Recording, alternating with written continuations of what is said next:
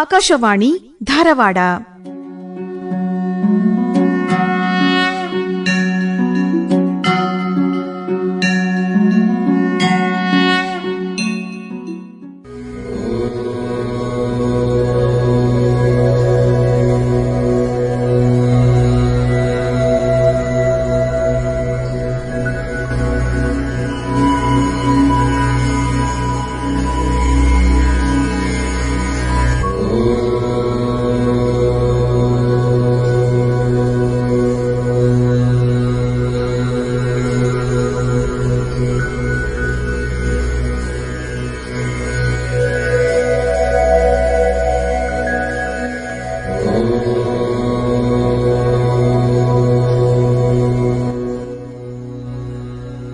ವಿಶ್ವ ಯೋಗ ದಿನದ ಸಂದರ್ಭದಲ್ಲಿ ಕರ್ನಾಟಕದ ಪತಂಜಲಿ ಯೋಗ ಪೀಠದ ಪ್ರಭಾರಿ ಭವರ್ಲಾಲ್ ಆರ್ಯ ಅವರೊಂದಿಗೆ ಸಂದರ್ಶಕರು ಮಂಜುಳಾ ಪುರಾಣಿಕ್.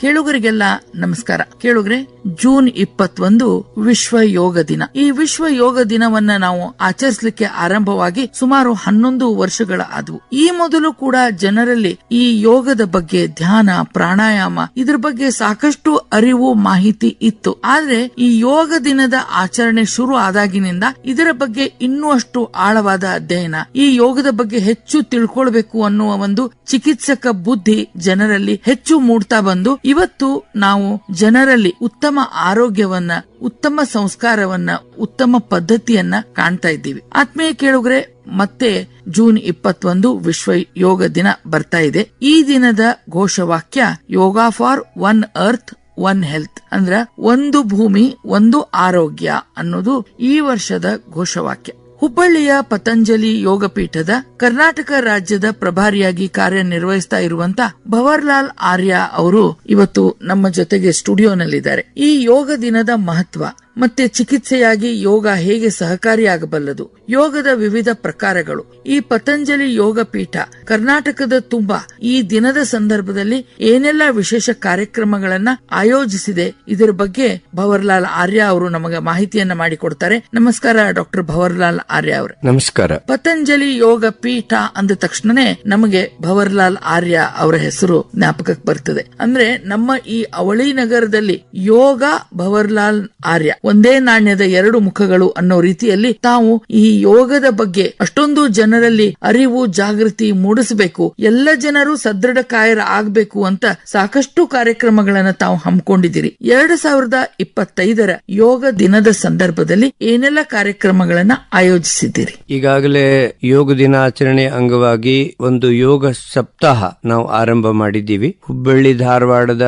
ಎಲ್ಲಾ ವಾರ್ಡ್ಗಳಲ್ಲಿ ಒಂದೊಂದು ಯೋಗ ಕೇಂದ್ರದಲ್ಲಿ ಭಾರತ ಸರ್ಕಾರದ ಆಯುಷ್ ಇಲಾಖೆ ನಿಗದಿಪಡಿಸಿದ ಆ ಯೋಗ ಪ್ರೋಟೋಕಾಲದ ಅಭ್ಯಾಸ ಮಾಡಿಸ್ತಾ ಇದ್ದೀವಿ. ಜೊತೆಗೆ ಕನಿಷ್ಠ 200 ಕಡೆ ನಮ್ಮ ಯೋಗ ಶಿಕ್ಷಕರು ಅವತ್ತು ಯೋಗದ ಅಭ್ಯಾಸ ಮಾಡಲಿಕ್ಕೆ ಸಿದ್ಧವಾಗಿದ್ದಾರೆ. ಅವರಿಗೆ ಆ ಒಂದು ಪ್ರೋಟೋಕಾಲದ ಒಂದು ಚಾರ್ಟ್ ಲೆಮಿನೇಷನ್ ಮಾಡಿ ಈಗಾಗಲೇ ಎಲ್ರಿಗೆ ವಿತರಿಸಿದ್ದೀವಿ. ಅವರು ತಾವು ಅಭ್ಯಾಸ ಮಾಡೋದ್ರ ಜೊತೆಗೆ ಎಲ್ಲಾ ಶಾಲಾ ಕಾಲೇಜ್ಗಳಿಗೆ, ಬೇರೆ ಬೇರೆ ನಮ್ಮ ಈ ಉದ್ಯಮ ಕೇಂದ್ರಗಳಿಗೆ ಹೋಗಿ ಅಭ್ಯಾಸವನ್ನು ಈಗಾಗಲೇ ಆರಂಭ ಮಾಡಿದ್ದಾರೆ. ನಮ್ಮ ಎಲ್ಲಾ ಕಾರ್ಯಕರ್ತರು ಈ ಒಂದು ಹಬ್ಬವನ್ನು ಈ ಅವಳಿ ನಗರಗಳಲ್ಲಿ ಬಹಳ ಅದ್ದೂರಿಯಾಗಿ ಆಚರಿಸಬೇಕು ಅಂತ ಹೇಳಿ ಈಗಾಗಲೇ ಸಿದ್ಧತೆ ಮಾಡಿದ್ದಾರೆ. ಅಷ್ಟೇ ಅಲ್ಲ, ಈ ಸಾರಿ ಯೋಗದ ಹಬ್ಬದ ಜೊತೆಗೆ ಪ್ರಕೃತಿಯ ಒಂದು ಸಂರಕ್ಷಣೆ ಸಂಕಲ್ಪ ಮಾಡಿಕೊಂಡು ಎಲ್ಲ ಕಡೆ ಎಲ್ಲಿ ಯೋಗದ ಅಭ್ಯಾಸ ತರಬೇತಿ ನೀಡ್ತಾರೆ ಆ ಪರಿಸರದಲ್ಲಿ ಗಿಡಗಳನ್ನು, ವಿಶೇಷವಾಗಿ ಆಯುರ್ವೇದಿಕ ಗಿಡಗಳನ್ನು, ಸಸಿಗಳನ್ನು ಹಚ್ಚುವಂತ ಮತ್ತು ವಿತರಿಸುವಂತ ಕಾರ್ಯ ಸಹ ನಾವು ಹಮ್ಮಿಕೊಂಡಿದ್ದೀವಿ. ಈಗ ಭವರ್ಲಾಲ್ ಆರ್ಯ ಅವರೇ, ತಾವು ಮಾತಾಡ್ತಾ ಒಂದು ಉತ್ತಮ ಮಾತನ್ನ ಹೇಳಿದ್ರಿ. ಅಂದ್ರೆ ಪರಿಸರ ಸಂರಕ್ಷಣೆಗಾಗಿ ಯೋಗ ಅನ್ನುವಂತ ಒಂದು ಮಾತನ್ನ. ಈ ಸಲದ ಘೋಷವಾಕ್ಯ ನಾವು ನೋಡಿದ್ರೆ yoga for one earth one health, ಒಂದು ನಮ್ಮ ಆರೋಗ್ಯ ಸುಸ್ಥಿತಿಯೊಳಗೆ ಇರಬೇಕಾದಾಗ ನಮ್ಮ ಭೂಮಿ, ನಮ್ಮ ಪರಿಸರ ಕೂಡ ಆರೋಗ್ಯಯುತವಾಗಿರ್ಬೇಕು ಅನ್ನೋದೇ ಇದರ ಒಂದು ಅರ್ಥ ಅದ. ಈ ನಿಟ್ಟಿನಲ್ಲಿ ಹೆಚ್ಚು ಏನು ಔಷಧೀಯ ಸಸ್ಯಗಳನ್ನ ನೆಡಬೇಕು, ಉತ್ತಮ ಆಮ್ಲಜನಕವನ್ನ ಪಡಿಬೇಕು ಅನ್ನೋದು ಒಂದು ಇದರ ಉದ್ದೇಶ. ಈಗ ಯೋಗ ಅಂದ ತಕ್ಷಣನೇ ನಮಗೆ ಮೊದಲು ಏನ್ ಕಲ್ಪನೆ ಬರ್ತಿತ್ತು, ಬರೀ ಋಷಿ ಮುನಿಗಳು ಮಾತ್ರ ಮಾಡ್ತಾರೆ ಅನ್ನೋದು. ಆದ್ರೆ ಈ ಯೋಗ ದಿನ ಆಚರಣೆಗೆ ಬಂದ ಮೇಲೆ ಜನಸಾಮಾನ್ಯರಿಗಾಗಿ ಯೋಗ ಅನ್ನುವ ಒಂದು ಸಿದ್ಧಾಂತ ಬಂತು. ಜನಸಾಮಾನ್ಯರಿಗೆ ಈ ಯೋಗ ಹೇಗೆ ಪ್ರಯೋಜನಕಾರಿ ಆಗ್ತದೆ ಅಂತ ಹೇಳ್ತೀರಿ? ತಾವು ಹೇಳಿದ್ದು ಮಾತು ನಿಜ ಇದೆ. ಒಂದು 25-30 ವರ್ಷ ಹಿಂದೆ ನಾವು ಹೋದ್ರೆ ಕೆಲವೇ ಜನರು ಮಾತ್ರ ಈ ಅಭ್ಯಾಸವನ್ನು ಮಾಡ್ತಾ ಇದ್ರು. ಸಾಧು ಸನ್ಯಾಸಿಗಳು, ಕೆಲವು ಬ್ರಹ್ಮಚಾರಿಗಳು, ಅಥವಾ ಕೆಲವು ಆರ್ಥಿಕವಾಗಿ ತುಂಬಾನೇ ಚೆನ್ನಾಗಿರುವಂತವರು ಯೋಗ ಶಿಕ್ಷಕರನ್ನು ತಮ್ಮ ಕಡೆ ಕರೆಸಿಕೊಂಡು ಅಭ್ಯಾಸ ಮಾಡಿಸುವಂತ ಒಂದು ಪದ್ಧತಿ ನಮ್ಮ ನಾಡಿನಲ್ಲಿ, ನಮ್ಮ ರಾಷ್ಟ್ರದಲ್ಲಿ ಇತ್ತು. ಇದಕ್ಕೆ ನಾನು ಬಾಬಾ ರಾಮದೇವರು ಇದಕ್ಕೆ ಮೂಲ ಕಾರಣೀಕರ್ತರು ಅಂತ ಹೇಳ್ಬೋದು. ಯಾಕಂದ್ರೆ ಯೋಗವನ್ನು ಅವರು ಒಂದು ಆಂದೋಲನ ರೂಪದಲ್ಲಿ ಸಂಪೂರ್ಣ ಭಾರತದಲ್ಲಿ ಅವರು ಮಹಾಕ್ರಾಂತಿ ಮಾಡಿದ್ದಾರೆ. ಲಕ್ಷ ಜನ ಅವರ ಶಿಬಿರಗಳಿಗೆ ಬಂದಿದ್ದಾರೆ. ಅಷ್ಟೇ ಅಲ್ಲ, ನಮ್ಮಂತ ಲಕ್ಷಾಂತರ ಜನರನ್ನು ಹರಿದ್ವಾರ್ಗೆ ಕರೆಸಿ 1 ತಿಂಗಳ ಉಚಿತವಾಗಿ ಅಲ್ಲಿ ಯೋಗ ಶಿಕ್ಷಕರ ತರಬೇತಿ ನೀಡಿ ನಮ್ಮನ್ನು ಎಲ್ಲ ಜಿಲ್ಲೆಗಳಲ್ಲಿ, ಎಲ್ಲ ರಾಜ್ಯಗಳಲ್ಲಿ ತರಬೇತಿ ನೀಡಲಿಕ್ಕೆ ನಮಗೆ ಪ್ರೇರಣೆ ನೀಡಿದ್ದಾರೆ. ಅದು ಆದ್ಮೇಲೆ ನಮ್ಮ ದೇಶದ ಯೋಗಿ ಪ್ರಧಾನಮಂತ್ರಿಗಳು, ಅವರಿಗೆ ಸಹ ಬಾಬಾ ರಾಮದೇವರೇ ಮೂಲ ಪ್ರೇರಣೆ. ಎಲ್ಲ ಯೋಗಿಗಳು, ಗುರುಗಳು ಇದರಲ್ಲಿ ಸಹಾಯ ಮಾಡಿದ್ದಾರೆ. ಆದ್ರೆ ಅವರ ಒಡನಾಟ ನಾನು ಗಮನಿಸಿದ್ದು 30 ವರ್ಷದಿಂದ ಹೆಚ್ಚು ಸಮಯ ಆಗಿದೆ. ಅವರ ಒಂದು ಪ್ರೇರಣೆ, ಅವರ ಒಂದು ಮಾರ್ಗದರ್ಶನ ಪಡೆದು ಅವರು ಈ ಯೋಗದ ಹಬ್ಬವನ್ನು ನಮ್ಮ ಸಂಯುಕ್ತ ರಾಷ್ಟ್ರದ ಒಂದು ಸಭೆಯಲ್ಲಿ ಪ್ರಸ್ತಾಪ ಇಟ್ಟು ಎಲ್ಲ ದೇಶದ ಜನ ಇದನ್ನು ಸ್ವೀಕಾರ ಮಾಡಿದ ಮೇಲೆ ಈಗ ಅದು ಮನೆ ಮಾತಾಗಿದೆ. ಭಾರತದ ಯಾವುದೇ ಹಳ್ಳಿಗೆ ಹೋದ್ರೆ ಇವತ್ತು ಯೋಗದ ವಿಚಾರ ಮಾತನಾಡ್ತಾರೆ. ಅದಕ್ಕಿಂತ ಹೆಚ್ಚು ಹೇಳೋದಾದ್ರೆ, ನಮ್ಮಂತ ಹಲವಾರು ವರ್ಷಗಳಿಂದ ಎಲೆಮರಿ ಕಾಯಿಯಂತೆ ದುಡಿತಾ ಇರೋರಿಗೆ ಒಂದು ಗೌರವ ಬಂದಿದೆ, ಒಂದು ತುಂಬಾ ಮರ್ಯಾದೆ ಬಂದಿದೆ. ಈಗ ನಮಗೆ ಹಬ್ಬ ಬಂತು ಅಂದ್ರೆ ಯಾವ ರೀತಿ ದೀಪಾವಳಿ ದಿನ ಎಲ್ಲ ಮಳಿಗೆಗಳಲ್ಲಿ ಉದ್ಯಮಿದಾರರು ಪೂಜೆ ಮಾಡಬೇಕು ಅಂತ ಹೇಳಿ ಪುರೋಹಿತರಿಗೆ ಅಗ್ರಿಮವಾಗಿ ಬಂದು ಡೇಟ್ ಸಮಯ ಬುಕ್ ಮಾಡ್ತಾರೆ. ಆ ತರ ನಮ್ಮ ಯೋಗ ಶಿಕ್ಷಕರಿಗೆ ಆ ಹಬ್ಬದ ದಿನ ತುಂಬಾ ಬೇಡಿಕೆ ಬಂದಿದೆ. ಒಬ್ರೊಬ್ರು ಬೆಳಗ್ಗೆ 4-5 ಗಂಟೆಯಿಂದ ಶುರು ಮಾಡಿ ರಾತ್ರಿ 9-10 ತನಕ ಈ ಹಬ್ಬ ಆಚರಣೆ ಮಾಡುವಂತ ಸಮಯ ಈಗ ನಿರಂತರವಾಗಿ ನಡೀತಾ ಇದೆ. ಅಂದ್ರೆ ಇದು ಜನರಲ್ಲಿ ಸಾಕಷ್ಟು ಒಂದು ಪ್ರಭಾವವನ್ನ ಬೀರಿದೆ, ಅವರ ಒಂದು ಆರೋಗ್ಯದಲ್ಲಿ ಸುಧಾರಣೆಯನ್ನ ತಂದಿದೆ. ಅಂದ್ರೆ ಯೋಗದಿಂದ ನಾನು ಉತ್ತಮ ಜೀವನ ನಡೆಸಬಹುದು ಅನ್ನೋ ಒಂದು ಆತ್ಮವಿಶ್ವಾಸ ಜನರಲ್ಲಿ ಮೂಡಿರೋದ್ರಿಂದ ಈ ಯೋಗದ ಬಗ್ಗೆ ಒಂದು ಪ್ರೀತಿ, ವಿಶ್ವಾಸ ಜಾಸ್ತಿ ಆಗಿದೆ ಅಂತ ಅನಿಸ್ತದೆ. ನಿಜ. ಈ ವರ್ಷದ ಏನ್ ಥೀಮ್ ಇದೆ, ಒಂದು ಭೂಮಿ ಒಂದು ಆರೋಗ್ಯ ಅಂತ ಹೇಳಿ. ನಾವು ಆರೋಗ್ಯವಾಗಿ ಇರಬೇಕು ಅಂದ್ರೆ ಬರೀ ಯೋಗ ಒಂದು ಮಾಡಿದರೆ ಸಾಲದು. ಆಹಾರ ಸಾತ್ವಿಕವಾಗಿರೋದು ತುಂಬಾ ಅಗತ್ಯ ಇದೆ. ಈಗಿನ ವಾತಾವರಣದಲ್ಲಿ ಹೆಚ್ಚು ಇಳುವರಿ ಬರಲಿಕ್ಕೆ ನಮ್ಮ ರೈತರು ತುಂಬಾ ರಾಸಾಯನಿಕಗಳನ್ನು ಬಳಕೆ ಮಾಡ್ತಾ ಇದ್ದಾರೆ. ಅದನ್ನು ಸೇವನೆ ಮಾಡೋದ್ರಿಂದ ತುಂಬಾ ಕಡಿಮೆ ವಯಸ್ಸಿನಲ್ಲಿ ಗಂಭೀರ ಕಾಯಿಲೆಗಳನ್ನು ನಾವು ಅನುಭವಿಸ್ತಾ ಇದ್ದೀವಿ. ನಮ್ಮ ಸುತ್ತಮುತ್ತ ನೋಡ್ತಾ ಇದ್ದೀವಿ. 30 ವರ್ಷದ ಯುವಕ ಹೃದಯಘಾತದಿಂದ ಮರಣ ಹೊಂದಿದ್ದಾನೆ, BP ಬಂದಿದೆ, ಬಹಳ ಕಡಿಮೆ ವಯಸ್ಸಿನಲ್ಲಿ ಶುಗರ್ ಬಂದಿದೆ, ಬ್ಲಡ್ ಕ್ಯಾನ್ಸರ್ ಅಂತ ರೋಗಗಳು ಬಹಳ ಚಿಕ್ಕ ಮಕ್ಕಳಿಗೆ ನಾವು ನೋಡ್ತಾ ಇದ್ದೀವಿ. ಅದಕ್ಕೆ ಮೂಲ ಕಾರಣ ವಿಷಯುಕ್ತ ಆಹಾರ. ಈಗ ನಾವು ಬದುಕಬೇಕಾದ್ರೆ ಈಗ ಸದ್ಯ ಅಂತೂ ಅದು ತಿನ್ಲೇಬೇಕು.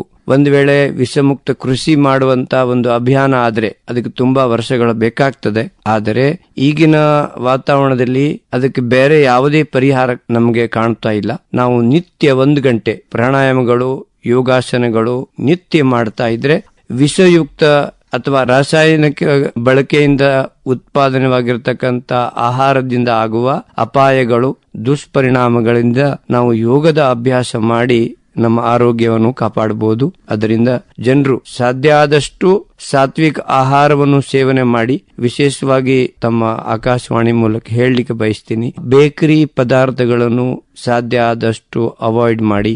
ಜೊತೆಗೆ ಸಾಫ್ಟ್ ಡ್ರಿಂಕ್ಸ್ ಅಂತ ನಾವೇನ್ ಕರಿತೀವಿ, ಅದು ನಮ್ಮ ಆರೋಗ್ಯಕ್ಕೆ ತುಂಬಾ ಅಪಾಯ ಇದೆ. ಅದರಿಂದ ಒಂದು ಸಮಯ ನಿಗದಿ ಮಾಡಿಕೊಂಡು ಸಾಧ್ಯ ಆದಷ್ಟು ಹಸಿ ತರಕಾರಿಗಳನ್ನು ಮನೆಯಲ್ಲಿ ತಯಾರು ಮಾಡಿದ ಅಡುಗೆ ಏನಿದೆ, ಮಕ್ಕಳಾಗ್ಲಿ ದೊಡ್ಡವರಾಗ್ಲಿ ದಯವಿಟ್ಟು ಹೊರಗಿನ ಆಹಾರ ಸೇವನೆ ಮಾಡಬೇಡಿ. ವಿಶೇಷವಾಗಿ ಹೇಳುವುದಾದ್ರೆ, ಆಹಾರ ತಯಾರು ಮಾಡುವಾಗೆ ನಮ್ಮ ಭಾವನೆಗಳು, ತಯಾರು ಮಾಡುವ ಉದ್ದೇಶಗಳು ಅದು ತುಂಬಾನೇ ಆರೋಗ್ಯದ ಮೇಲೆ ಪರಿಣಾಮ ಬೀರ್ತದೆ. ಹೋಟೆಲ್ಗಳಲ್ಲಿ ನಾನು ಯಾವುದು ಹೋಟೆಲ್ ವಿರೋಧಿ ಅಲ್ಲ. ಆದರೂ ಅಲ್ಲಿ ಕೆಲಸಗಾರರು ತುಂಬಾ ಒತ್ತಡದಲ್ಲಿ, ಒಂದು ಟೆನ್ಷನ್ ದಲ್ಲಿ ಆ ಅಡಿಗೆ ತಯಾರು ಮಾಡುವಾಗೆ ಅದರ ಪ್ರಭಾವ ಆ ಅಡಿಗೆ ಮೇಲೆ ಬೀರ್ತದೆ.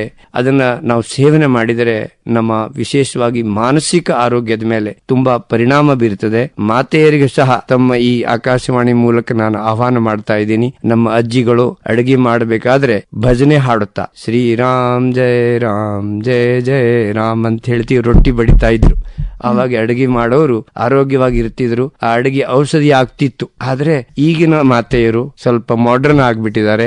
ದಿನ ನಾನೇ ಮಾಡ್ಬೇಕು, ದಿನ ಅಡಿಗೆ ಪೀಠ ಅಂತೆ, ದೋಸೆ ಅಂತೆ, ಇಡ್ಲಿ ಅಂತೆ ಮಾಡಿ ಮಾಡಿ ಸಾಕಾಗಿದೆ ಅಂತ ಹೇಳ್ಬಿಟ್ಟು ಈ ನಕಾರಾತ್ಮಕ ಭಾವದಿಂದ ಅಡಿಗೆ ಮಾಡಿದ್ರೆ ನಿಜವಾಗಿ ಹೇಳ್ತಾ ಇದ್ದೀನಿ, ಅದನ್ನ ತಿಂದವರೆಲ್ಲ ರೋಗಿಗಳಾಗ್ತಾರೆ. ಅದಕ್ಕೆ ದಯವಿಟ್ಟು ಸ್ವಲ್ಪ ಬದಲಾವಣೆ ಮಾಡ್ಕೊಳ್ಳಿ. ಆ ಬದಲಾವಣೆ ಯೋಗದಿಂದ ಬರ್ತದೆ.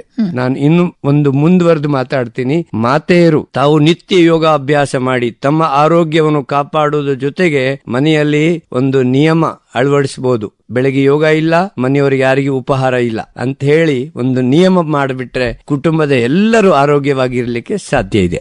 ಖಂಡಿತ ಬಹಳ ಉತ್ತಮ ಮಾತನ್ನು ಹೇಳಿದ್ರಿ. ಅಂದ್ರೆ ಮನಸ್ಸಿನಿಂದ ನಾವು ಏನ್ ಮಾಡಿರ್ತೀವಿ ಅದು ದೇಹಕ್ಕೆ ತಟ್ಟುತ್ತದೆ ಅನ್ನೋದು. ಉತ್ತಮ ಮನಸ್ಸನ್ನ, ಉತ್ತಮ ವಿಚಾರಗಳನ್ನ ಇಟ್ಕೊಂಡು ನಾವು ಅಡಿಗೆ ಮಾಡಿದಾಗ ಅವತ್ತಿನ ಅಡಿಗೆ ಅದರ ರುಚಿ ಇಮ್ಮಡಿಸಿರ್ತದೆ ಯಾವತ್ತೂ. ಭವರ್ಲಾಲ್ ಆರ್ಯ ಅವರೇ, ಈಗ ಮಕ್ಕಳನ್ನ ನಾವು ನೋಡಿದಾಗ, ಇವತ್ತಿನ ಮಕ್ಕಳಲ್ಲಿ ಏಕಾಗ್ರತೆಯ ಕೊರತೆ ಕಂಡು ಬರ್ತಾ ಇದೆ, ಮತ್ತೆ ಅಧಿಕ ತೂಕ ಕಂಡು ಬರ್ತಾ ಇದೆ. ಮಕ್ಕಳು ಬಯಲಿಗೆ ಆಟಕ್ಕೆ ಹೋಗ್ತಾ ಇಲ್ಲ, ಏನಿದ್ರು ಮೊಬೈಲ್ ಗೀಳನ್ನ ಅಂಟಿಸ್ಕೊಂಡ್ಬಿಟ್ಟಿದ್ದಾರೆ. ಈ ಮಕ್ಕಳನ್ನ ಯೋಗದತ್ತ ಆಕರ್ಷಿಸೋದು ಹೇಗೆ? ನಾವು ಮಕ್ಕಳ ಮೇಲೆ ನೇರವಾಗಿ ಆರೋಪ ಮಾಡುವುದು ತಪ್ಪಾಗ್ತದೆ. ಯಾಕಂದ್ರೆ ಸುಲಭವಾಗಿ ಅದನ್ನ ಮಾಡು, ಇದನ್ನ ಮಾಡು, ಅದು ಸರಿ ಇಲ್ಲ, ಇದು ಸರಿ ಇಲ್ಲ ಅಂತ ಪಾಲಕರು ಹೇಳೋದು ತುಂಬಾ ಸುಲಭ. ಆದ್ರೆ ಪಾಲಕರು ಎಷ್ಟು ನಡ್ಕೊಳ್ತಾ ಇದ್ದಾರೆ, ಪಾಲಕರ ಜೀವನದಲ್ಲಿ ಅದು ಎಷ್ಟರ ಮಟ್ಟಿಗೆ ಅನುಷ್ಠಾನಕ್ಕೆ ಬಂದಿದೆ. ಅದರಿಂದ ಪಾಲಕರು, ನನಗನ್ಸುತ್ತೆ, ನಾನು ನಮ್ಮ ಯೋಗ ಶಿಬಿರಗಳಲ್ಲಿ ಹೇಳ್ತೀನಿ, ನೀವು ಶಿಬಿರದಿಂದ ಮನೆಗೆ ಹೋಗುವಾಗೆ ಮೊದಲನೇ ದಿನ ಸ್ವಲ್ಪ ಅಭ್ಯಾಸ ಮಾಡಿ, ನಿಮ್ಗೆ ನೋವಾಗಿರುತ್ತೆ, ಆದ್ರೂ ನಗು ನಗುತ್ತಾ ಮನೆಗೆ ಹೋಗಿ. ನಿಮ್ ಮಗಳು ಕೇಳ್ತಾಳೆ, ಏನಮ್ಮ ಎಷ್ಟು ಖುಷಿಯಾಗಿದೆಯಲ್ಲ ಅಂತ ಹೇಳಿದಾಗ, ಹೌದಮ್ಮ ಯೋಗಕ್ಕೆ ಹೋಗಿದ್ದೆ, ಯೋಗದಲ್ಲಿ ಖುಷಿ ಇದೆ, ಓಕೆ ನಾಳೆ ನಾನು ಬರ್ತೀನಿ ಅಂತ ಒಂದು ಪ್ರೇರಣೆ ಆಗತ್ತೆ. ಅದರ ಬದಲು ಮನೆಗೆ ಹೋಗುವಾಗ ಸುಮ್ನೆ ಅಂತ ಹೇಳ್ಕೊಂಡು ನನಗೆ ತುಂಬಾ ನೋವಾಗಿದೆ ಅಂತ ಒಂದು, ಅಂದ್ರೆ ಎಲ್ಲರೂ ಬಂದಿರಲ್ಲ ಮನೆಯವರು, ಅವರು ಅಟೆನ್ಷನ್ ತರ್ಲಿಕ್ಕೆ ಬೇಕಂತ ನಾವು ಬಹಳ ಜನ ಈ ತರ ಒಂದು ಏನೋ ಮಾಡಿ ತೋರಿಸ್ತೀವಿ. ಆವಾಗ ಅವ್ರು ಮಲಗಿರ್ತಾರೆ ಮನೆಯವರು, ಅವ್ರು ಹೇಳ್ತಾರೆ ನಾನು ಹೇಳಿದಲ್ಲ ಯಾಕೆ ಹೋಗಿದ್ದೆ ಅಂತ ಹೇಳಿ. ಆತರ ಅನ್ನೋದಕ್ಕಿಂತ ಖುಷಿಯಾಗಿ ಮನೆಗೆ ಹೋದ್ರೆ ಆ ಟೈಮ್ಗೆ ತಾತ್ಕಾಲಿಕ ಸ್ವಲ್ಪ ನೀವು ಏನಾದ್ರು ಆಕ್ಟಿಂಗ್ ಮಾಡೋದಾದ್ರೂ ಮಾಡಿ, ಆದ್ರೆ ಮಕ್ಕಳಿಗೆ ಪ್ರೇರಣೆ ಬರಬೇಕಾದ್ರೆ ನೀವು ಈ ತರ ಮಾಡಬೇಕು. ಜೊತೆಗೆ ಸತ್ಯ ಇದೆ, ನಾನು ಎಷ್ಟೋ ಜನ ನಮ್ಮ ಯೋಗಿನಿ ಮಾತೆಯರಿಗೆ ನಿಮಗೆ ಹೇಳ್ಬೋದು, 10-20 ವರ್ಷ 30 ವರ್ಷದಿಂದ ಯೋಗ ಮಾಡುವಂತವ್ರು ಅವ್ರ ಮಗಳ ಪಕ್ಕದಲ್ಲಿ ನಿಂತ್ಕೊಂಡ್ರೆ ನಿಮ್ ತಂಗಿ ಏನು ಅಂತ ಕರೀತಾರೆ. ಅಂದ್ರೆ ಮಕ್ಕಳನ್ನೇ ಯೌವನದಲ್ಲಿ ಮುಪ್ಪಿನ ಒಂದು ಅವಸ್ಥೆ ಅವ್ರದ್ದು ಬಂದ್ಬಿಟ್ಟಿದೆ. ಆದ್ರೆ ಯೋಗಿನಿಗಳು ಯೋಗ ಮಾಡುವಂತವ್ರು 50-60 ದಾಟಿದ್ರೂ ಅವರು 30 ವಯಸ್ಸಿನವರು ಕಾಣ್ತಾರೆ. ಮಹಿಳೆಯರಿಗೆ ವಯಸ್ಸು ಕೇಳಬಾರ್ದು ಅಂತಾರೆ, ಆದ್ರೆ ಅವರು ನಿಜವಾಗಿ ಈ ಯೋಗದಲ್ಲಿ ಇರುವಂತ ನಾನು ನಮ್ಮ ಯೋಗಿನಿ ಸಾಧಕಿಯರನ್ನು ನೋಡ್ತೀನಿ, ತುಂಬಾ ಆನಂದವಾಗಿದ್ದಾರೆ. ಅವ್ರ ಕುಟುಂಬದಲ್ಲಿನೂ ಯಾರು ದಂಪತಿಗಳು ಯೋಗ ಮಾಡ್ತಾರೆ, ನಿಜವಾಗಿ ಹೇಳ್ತಾ ಇದ್ದೀನಿ, ಅವರ ಮನೆ ದೇವಾಲಯ ಆಗಿದೆ. ಕುಟುಂಬದ ಎಲ್ಲ ಸದಸ್ಯರು ಬಹಳ ಖುಷಿಯಾಗಿದ್ದಾರೆ. ಈಗ ಭವರ್ಲಾಲ್ ಆರ್ಯ ಅವರೇ, ಯೋಗ ಅಂದ ತಕ್ಷಣನೇ ಒಂದು ದಿನ ತುಂಬಾ ಹೊತ್ತು ಸಮಯ ಕಳಿಬೇಕಾಗ್ತದೆ, ಬೆಳಿಗ್ಗೆಯಿಂದ ಸಾಯಂಕಾಲ ಮಾಡ್ಬೇಕಾಗ್ತದೆ, ಈ ತರದ ಕೆಲವು ತಪ್ಪು ನಂಬಿಕೆಗಳು ಕೂಡ ಜನರಲ್ಲಿ ಇದೆ. ಹಂಗಾಗಿ ಕೆಲವರು ಏನ್ ಮಾಡ್ತಾರೆ ಅಂದ್ರೆ ಇವತ್ತು ಚಿಕಿತ್ಸೆಯಾಗಿ ಯೋಗ ಅಂತ ತಗೊಳ್ತಾರೆ. ಅವ್ರಿಗೆ ಏನು ಆರೋಗ್ಯಕ್ಕೆ ಸಂಬಂಧಪಟ್ಟಂತ ಸಮಸ್ಯೆಗಳಿರ್ತದೆ ಅದನ್ನ ಪರಿಹಾರ ಮಾಡ್ಕೊಳ್ಳಕ್ಕೆ ಈ ಯೋಗದ ಮೊರೆ ಹೋಗ್ತಾರೆ. ಇದರಿಂದ ಅವರು ಪ್ರಯೋಜನ ಪಡ್ಕೊಳ್ಬಹುದು ಅಂತ ಹೇಳ್ತೀರಾ? ನೋಡಿ, ಈ ಎಲೋಪೇತ್ ಚಿಕಿತ್ಸೆ ಪದ್ಧತಿ ಬಂದು 250 ವರ್ಷ ಆಗಿದೆ. ಆದ್ರೆ ಈ ಪುರಾತನವಾದ ನಮ್ಮ ಪದ್ಧತಿ ಸಾವಿರಾರಲ್ಲ ಲಕ್ಷಾಂತರ ವರ್ಷದಿಂದ ಇದೆ. ನಮ್ಮ ಪೂರ್ವಜರು ಹೇಳ್ತಾ ಇದ್ರು, ಯೋಗ ರೋಗಿಗಳಿಗೆ ಚಿಕಿತ್ಸಾ ಪದ್ಧತಿ, ನಿರೋಗಿಗಳಿಗೆ ಜೀವನ ಪದ್ಧತಿ, ಹಾಗೂ ಅಧ್ಯಾತ್ಮದ ಸಾಧನೆ ಮಾಡುವಂತಹ ಸಾಧಕರಿಗೆ ಇದು ಸಾಧನಾ ಪದ್ಧತಿ ಆಗಿದೆ. ಅದರಿಂದ ತುಂಬಾ ದಿನಪೂರ್ತಿ ಮಾಡೋದು ಅಥವಾ 16 ಗಂಟೆ ಅಭ್ಯಾಸ ಮಾಡೋದು ಇದು ಏನೂ ಇಲ್ಲ. ಕನಿಷ್ಠ 45 ನಿಮಿಷ ಒಬ್ಬ ಆರೋಗ್ಯವಂತ ವ್ಯಕ್ತಿ ನಿತ್ಯ ಈ ಅಭ್ಯಾಸ ಮಾಡಿದರೆ ಅಥವಾ 1 ಗಂಟೆ ನಿತ್ಯ ಈ ಅಭ್ಯಾಸ ಮಾಡಿದರೆ ಇನ್ನು ಉಳಿದ 23 ಗಂಟೆ ಎಲ್ಲ ಕೆಲಸ ಕಾರ್ಯಗಳನ್ನು ಶ್ರೇಷ್ಠವಾಗಿ ಮಾಡಬಹುದು. ಅವರ ಎಲ್ಲಾ ಅಂಗಾಂಗಗಳನ್ನು ಬಲಿಷ್ಠವಾಗಿ 100 ವರ್ಷವರೆಗೆ ಇಟ್ಕೊಳ್ಳಿಕ್ಕೆ ಈ ಯೋಗದ ಒಂದು ಪದ್ಧತಿ ಇದೆ. ನಾವು ಪತಂಜಲಿ ಯೋಗ ಪೀಠದಿಂದ ನಮ್ದು ಒಂದು ಪತಂಜಲಿ ರಿಸರ್ಚ್ ಫೌಂಡೇಶನ್ ಮಾಡಿದ್ದೀವಿ. ಸುಮಾರು 500 ಜನ ತಜ್ಞರು ಆ ಒಂದು ಫೌಂಡೇಶನ್ ಅಲ್ಲಿ ಕೆಲಸ ಮಾಡ್ತಾರೆ. ವಿಶ್ವದ ಶ್ರೇಷ್ಠ ಒಂದು ಸಂಶೋಧನಾ ಕೇಂದ್ರ ಆಗಿದೆ. 550 ಕೋಟಿ ಖರ್ಚು ಮಾಡಿ ನಮ್ಮ ದೇಶದ ಪ್ರಧಾನಮಂತ್ರಿ ಅವರೇ ಬಂದು ಅದನ್ನು ಉದ್ಘಾಟನೆ ಮಾಡಿದ್ದಾರೆ. ಯಾವ ಆಸನ, ಯಾವ ಪ್ರಾಣಾಯಾಮ ನಮ್ಮ ದೇಹದ ಮೇಲೆ ಯಾವ ರೀತಿ ಪರಿಣಾಮ ಬೀರುತ್ತದೆ ಹಾಗೂ ರೋಗಗಳಿಗೆ ಅನುಗುಣವಾಗಿ ಯಾವ ಯೋಗಾಸನಗಳನ್ನು ಮಾಡಬೇಕು, ನಮ್ಮ ಆಹಾರದ ಪದ್ಧತಿ ಏನಾಗಿರ್ಬೇಕು ಅದೆಲ್ಲ ಮಾಹಿತಿ ನೀಡಿದ್ದಾರೆ. ಅದರ ಪ್ರಕಾರ ವ್ಯಕ್ತಿ ರಾತ್ರಿ 10 ಗಂಟೆಗೆ ಮಲಗಿ 4 ಗಂಟೆಗೆ ಹೇಳ್ಬೋದು. ಇದು ಶ್ರೇಷ್ಠ ಒಂದು ನಿದ್ರೆ ಸಮಯ. ಸೌಂಡ್ ಸ್ಲೀಪ್ ಅಂತ ನಾವು ಏನ್ ಕರಿತೀವಿ ಅದು ಆಗಿದೆ. ಅದು ಆಗಿಲ್ಲ ಕ್ಯಾಟಗರಿ ಬಿ ಒಳಗಡೆ 11ಕ್ಕೆ ಮಲಗಿ 5 ಗಂಟೆಗೆ ಹೇಳ್ಬಹುದು. ಸಿ ಒಳಗಡೆ ರಾತ್ರಿ 12ಕ್ಕೆ ಮಲಗಿ ಬೆಳಗ್ಗೆ 6 ಗಂಟೆಗೆ ಹೇಳ್ಬಹುದು. ಅಬೋ 18 ವಯಸ್ಕರಿಗೆ 6 ಗಂಟೆ ನಿದ್ರೆ ನಮಗೆ ಸಾಕು, ಅದಕ್ಕಿಂತ ಹೆಚ್ಚು ಬೇಕಾಗಿಲ್ಲ. ಮಕ್ಕಳಿಗೆ 7 ರಿಂದ 8 ಗಂಟೆ ಬೇಕಾಗ್ತದೆ. ಆದ್ರೆ ಈ ಸಮಯದ ಸರಿಯಾಗಿ ನಿದ್ರೆ ಮಾಡಿ ಬೆಳಗ್ಗೆ 8 ರಿಂದ 9 ಗಂಟೆ ಮಧ್ಯೆ ಒಂದು ನಿಗದಿತ ಸಮಯದಲ್ಲಿ ನಾವು ಉಪಹಾರ ಸೇವನೆ ಮಾಡಬೇಕು. ಮಧ್ಯಾಹ್ನ 12 ರಿಂದ 2 ಗಂಟೆ ಅಂದ್ರೆ ನಮ್ಮ ಭಾರತದ ಈ ಪ್ರಕೃತಿ, ಭಾರತದ ಈ ಒಂದು ಹವಾಮಾನ ಏನಿದೆ ಅದರ ಪ್ರಕಾರ ಈ ಸಮಯದ ಒಳಗಡೆ ನಾವು ಆಹಾರ ಸೇವನೆ ಮಾಡಿದಾಗ ನಮ್ಮ ಜಠರ ತುಂಬಾ ಅಗ್ನಿ ಉತ್ಪನ್ನ ಮಾಡ್ತದೆ. ಆ ಸಮಯದಲ್ಲಿ ತುಂಬಾ ಚೆನ್ನಾಗಿ ಜೀರ್ಣ ಆಗತ್ತೆ. ರಾತ್ರಿ 6 ರಿಂದ 8 ಒಳಗೆ ಒಂದು ಸಮಯ. 6 ರಿಂದ 8 ಅಂದ್ರೆ ಯಾವಾಗ ಬೇಕಲ್ಲ, 6:30ಗಲ್ಲ, 7ಕ್ಕಲ್ಲ, 8ಕ್ಕಲ್ಲ. 6:30 ಅಂದ್ರೆ 6:30, 7 ಅಂದ್ರೆ 7, 8 ಅಂದ್ರೆ 8. ಆ ಸಮಯಕ್ಕೆ ಕರೆಕ್ಟ್ ನಮ್ಗೆ ಹಸಿವಾಗತ್ತೆ. ನೀವು 10 ನಿಮಿಷ ತಡವಾಗಿ ಮಾಡಿದ್ರೂ ಅಗ್ನಿ ಮಂದಾಗತ್ತೆ, ಮತ್ತೆ ಜೀರ್ಣ ಆಗಲ್ಲ. ಅದರಿಂದ ಸಮಯ ನಿಗದಿ ಮಾಡಬೇಕು. ಆಹಾರ ಸೇವನೆಕ್ಕಿಂತ ಅರ್ಧ ಗಂಟೆ ಮುಂಚಿತವಾಗಿ ನೀರು ಕುಡಿಬೇಕು. ಆಹಾರ ಸೇವನೆ ಆದ್ಮೇಲೆ 1 ಗಂಟೆ ನಂತರ ನೀರು ಕುಡಿಬೇಕು. ನೀರ್ ಯಾವಾಗಲೂ ಕೆಳಗಡೆ ಕುಳಿತುಕೊಂಡು ಕುಡಿಬೇಕು. ಸಾಧ್ಯ ಆದಷ್ಟು ಊಟ ನೆಲದ ಮೇಲೆ ಕುಂತು ಊಟ ಮಾಡಬೇಕು. ಸ್ಪೂನ್ಗಳನ್ನು ಬಳಕೆ ಮಾಡ್ದೇನೆ ಕೈಯಿಂದನೇ ಒಂದೊಂದು ತುತ್ತು ಊಟ ಮಾಡುವಾಗೆ 32 ಬಾರಿ ಆಗಿದ್ದು ನೀರ್ ತಿನ್ಬೇಕು, ಆಹಾರ ಕುಡಿಬೇಕು. ಅದನ್ನು ಅಷ್ಟು ಲಿಕ್ವಿಡ್ ಮಾಡಿ ನೀರು ಮಾಡಿ ಅದರಲ್ಲಿ ಹೆಚ್ಚು ಲಾಲಾರಸ ಜೊತೆಗೂಡಿಸಿ ನಾವು ನುಂಗಿದ್ರೆ ಅದು ಅಮೃತವಾಗತ್ತೆ. ಮತ್ತು ಆ ಹಲ್ಲುಗಳ ಕೆಲಸ ನಮ್ಮ ಕರಳುಗಳಿಗೆ ಕೊಡಬಾರ್ದು. ಹಲ್ಲಿನ ಕೆಲಸ ಹಲ್ ಮಾಡಬೇಕು. ಅದಕ್ಕೆ 32 ಬಾರಿ ಆಗಿದ್ದು ಆಹಾರ ಸೇವನೆ ನಾವು ಮಾಡಿ ಊಟ ಮಾಡಿದ ತಕ್ಷಣ ವಜ್ರಾಸನದಲ್ಲಿ 3 ರಿಂದ 5 ನಿಮಿಷ ನಾವು ಅವಶ್ಯವಾಗಿ ಕಡ್ಡಾಯವಾಗಿ ಕುಳಿತುಕೊಳ್ಬೇಕು.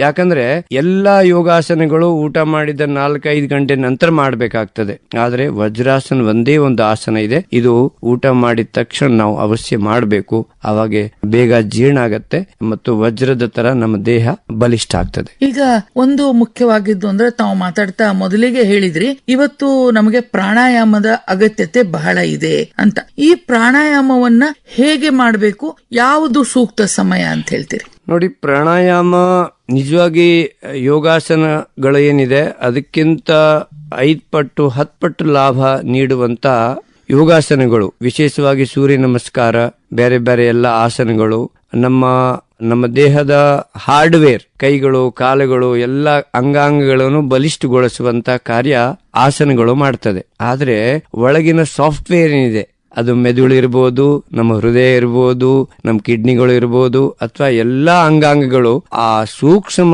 ಒಂದು ಶಕ್ತಿ ಅದಕ್ಕೆ ನೀಡಬೇಕು ಅಂದ್ರೆ ಅದು ಪ್ರಾಣಾಯಾಮದಿಂದ ಮಾತ್ರ ಸಾಧ್ಯ. ನಮಗೆ ದೇಹ ಗಟ್ಟಿ ಆಗ್ಲಿಕ್ಕೆ ಆಹಾರ ಬೇಕು, ಅದಕ್ಕೆ ವಿಟಮಿನ್ಸ್ ಬೇಕು, ಮಿನರಲ್ಸ್ಗಳು ಬೇಕು, ಅದು ಆಹಾರದಿಂದ ನಾವು ಪಡಿತೀವಿ. ಆದರೂ ಮನಸ್ಸು ಮತ್ತು ಆತ್ಮಕ್ಕೆ ಆಹಾರ ಬೇಕು. ಅದು ನೀವು ಯಾವುದೇ ಮಿಷ್ಟಾನ್ನ ಭೋಜನ ಅಥವಾ ಡ್ರೈ ಫ್ರೂಟ್ಸ್ಗಳು, ಜ್ಯೂಸ್ಗಳು ಏನ್ ಬೇಕಾದ್ರೆ ತಗೊಳ್ಳಿ, ಆತ್ಮ ಮತ್ತು ಮನಸ್ಸಕ್ಕೆ ಆಹಾರ ಅದರಿಂದ ಸಿಗೋದಿಲ್ಲ. ಅದಕ್ಕೆ ಪ್ರಾಣಾಯಾಮ, ಧ್ಯಾನ, ಮೆಡಿಟೇಷನ್ ಮತ್ತು ಸತ್ಸಂಗ, ಭಜನೆ ಅದು ಮಾಡಿದಾಗ ಮಾತ್ರ ಆತ್ಮ ಮತ್ತು ಮನಸ್ಸಿಗೆ ಆಹಾರ ಸಿಗ್ತದೆ.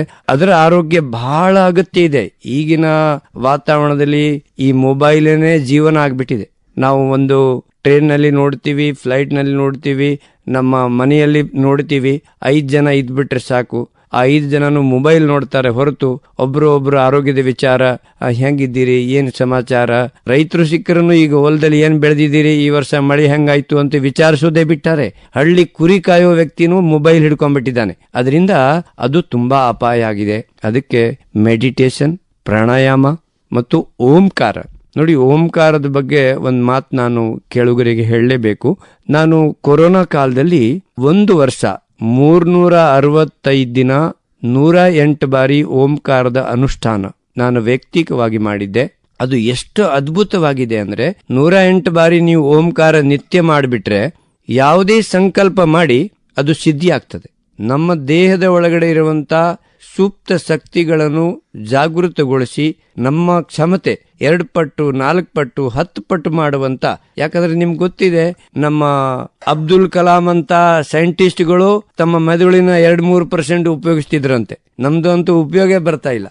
ಆದ್ರೆ ಈ ಮೆಡಿಟೇಷನ್, ಈ ಧ್ಯಾನ, ಓಂಕಾರದ ಒಂದು ನಾದ ಇದೆ, ಅದು ನಿಜವಾಗಿ ನಮ್ಮ ಕ್ಷಮತೆಯನ್ನು, ನಾನು ಅಧ್ಯಾತ್ಮ ರೂಪದಲ್ಲಿ ಭಾಷೆಯಲ್ಲಿ ಹೇಳೋದಾದ್ರೆ, ದಾನವವನ್ನು ಮಾನವ ಮಾಡುವಂತ ಶಕ್ತಿ ಈ ಧ್ಯಾನಕ್ಕೆ, ಪ್ರಾಣಾಯಾಮಕ್ಕಿದೆ. ಮಾನವವನ್ನು ಮಹಾಮಾನವ ಮಾಡುವಂತ ಶಕ್ತಿ ಪ್ರಾಣಾಯಾಮ, ಓಂಕಾರ ಮತ್ತು ಧ್ಯಾನಕ್ಕಿದೆ. ಅದಕ್ಕೆ ಇದು ಬಹಳ ಅಗತ್ಯ ಇದೆ. ವಿಶೇಷವಾಗಿ ವಿದ್ಯಾರ್ಥಿಗಳು ಬರೀ 15 ನಿಮಿಷ ಅನುಲೋಮ ವಿಲೋಮ್, ಅದಕ್ಕೆ ನಾಡಿ ಶೋಧನ ಅಂತ ನಾವು ಕರಿತೀವಿ, ಭ್ರಾಮ್ರಿ ಮತ್ತು ಉದ್ಗೀತ್, ಇದನ್ನ ದಿನಾ ಮಾಡ್ತಾ ಇದ್ರೆ ನಿಜವಾಗಿ ಅವರ ಮೆದುಳಿನ ಒಂದು ಮೆಮೊರಿ, ನೆನಪಿನ ಶಕ್ತಿ ಇರ್ಬೋದು. ಆ ಸಾಮರ್ಥ್ಯ 2 ಪಟ್ಟು 4 ಪಟ್ಟು ಹೆಚ್ಚಿಸಬಹುದು. ಅಷ್ಟೇ ಅಲ್ಲ, ಓಂಕಾರದ ಉಚ್ಚಾರಣೆನೂ ತುಂಬಾ ಜನ ಮಾಡ್ತಾರೆ, ಆದ್ರೆ ಪದ್ಧತಿ ಸರಿಯಾಗಿ ಇಲ್ಲದೆ ಇದ್ರೆ ಅದು ಪರಿಣಾಮಕಾರಿ ಆಗೋದಿಲ್ಲ. ಅದಕ್ಕೆ ಓಂಕಾರದ ಉಚ್ಚಾರಣೆ ಸಹ ನಮ್ಮ ಸಾಧಕರು ಸರಿಯಾದ ಪದ್ಧತಿಯಿಂದ ಮಾಡಬೇಕು. ನಾನು ಜಸ್ಟ್ ನಮ್ಮ ಕೇಳುಗರಿಗೆ ಒಂದು ಬಾರಿ ಮಾಡಿ ತೋರಿಸ್ತಾ ಇದ್ದೀನಿ.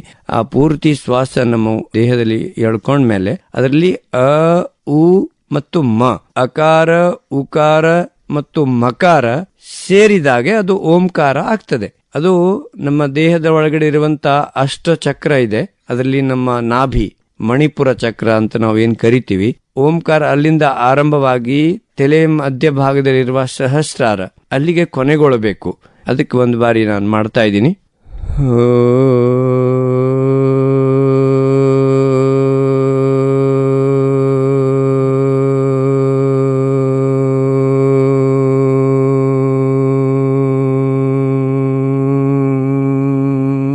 ಓಂಕಾರ ಮಾಡುವಾಗೆ ನಮ್ಮ ದೇಹದ ಒಳಗಡೆ ಕಂಪನ, ವೈಬ್ರೇಷನ್, ನಾವು ಅದನ್ನು ಅನುಭವಿಸಬೇಕು. ಸರಿಯಾದ ಪದ್ಧತಿಯಿಂದ ನೀವು ಮಾಡಿದ್ರೆ ನಾನು ಮತ್ತೆ ಮಾಡಬೇಕು ನಿಮ್ಗೆ ಅನಿಸುತ್ತೆ.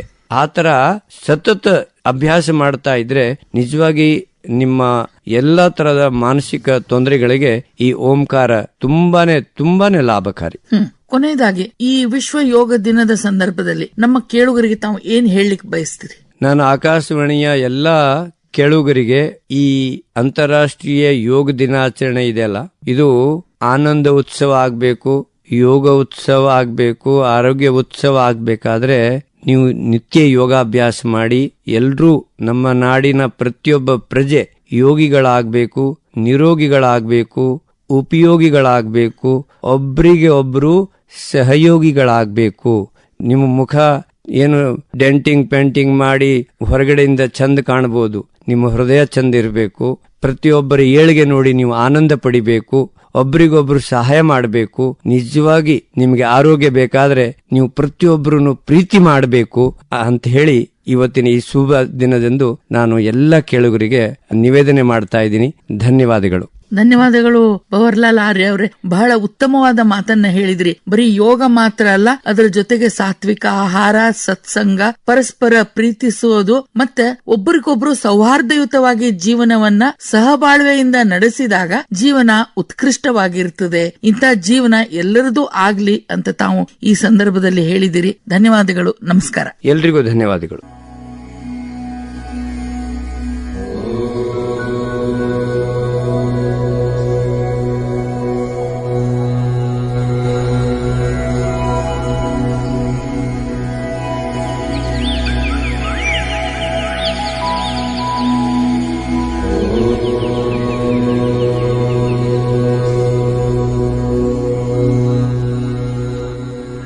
ಇದುವರೆಗೆ ವಿಶ್ವ ಯೋಗ ದಿನದ ಸಂದರ್ಭದಲ್ಲಿ ಕರ್ನಾಟಕದ ಪತಂಜಲಿ ಯೋಗ ಪೀಠದ ಪ್ರಭಾರಿ ಭವರ್ಲಾಲ್ ಆರ್ಯ ಅವರೊಂದಿಗೆ ಸಂದರ್ಶನ ಕೇಳಿದಿರಿ.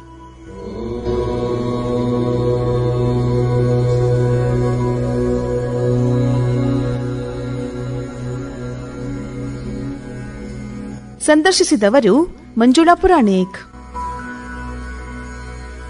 ಸಂಕಲನ ರಾಖಿ ಹಾನಗಲ್.